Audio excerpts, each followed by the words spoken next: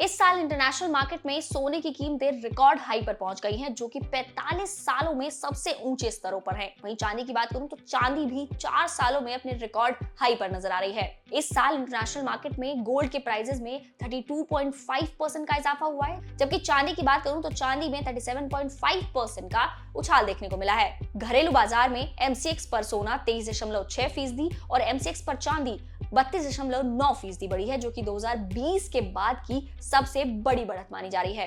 Experts की माने तो कमजोर अमेरिकी डॉलर, घरेलू बाजारों में डिमांड बढ़ना और इसके अलावा केंद्रीय बैंकों का सोना खरीदना इस डिमांड के बढ़ने की मेन वजह है। इसके साथ ही चीन ने भी अपने गोल्ड रिजर्व में 29 टन का इजाफा किया है, जिससे कि मार्केट में दबाव बढ़ गया है। और एक और कारण है, यानी कि जब यूएस फेडरल रिजर्व ने 50 बेसिस पॉइंट का रेट कट किया था, तो उसके बाद जो इन्वेस्टर्स हैं उनके लिए चांदी और सोना एक अट्रैक्टिव मेटल्स नजर आ रहे हैं, क्योंकि अब बॉन्ड्स उनके लिए आकर्षक कम हो गए हैं।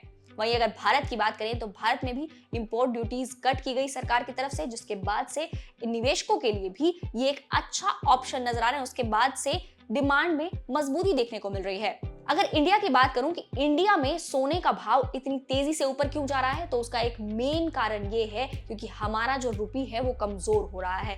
हमारा रुपी डेप्रिशिएट हुआ है, जिसकी वजह से डॉलर के मुकाबले जब रुपी कमजोर होता है तो हमें उसके लिए ज्यादा पैसे चुकाने पड़ते हैं। तो जब इंटरनेशनल मार्केट में सोना बढ़ रहा है, वहां भले ही वो 10% बढ़े, यहाँ उसका इंपैक्ट हमें ज्यादा नजर आएगा। अब भारत में त्योहारी सीजन शुरू होने वाला है, जिसे देखते हुए ज्वेलरी की डिमांड में भी तेजी देखने को मिल सकती है। ऐसे में अगर आपको सोने या चांदी में निवेश करना हो तो आपको क्या करना चाहिए, चलिए सुनते हैं समीर दलाल से।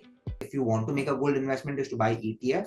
If you want to make investments in stocks, Titan, I mean gold, then Titan would be the top pick जहां correction हुई है काफी 3,900 से 3,300 तक. Still valuations are expensive, but given the growth opportunity, मेरे हिसाब से यहाँ पे भी over the next 2 years पैसा कमाने को मिल सकता है।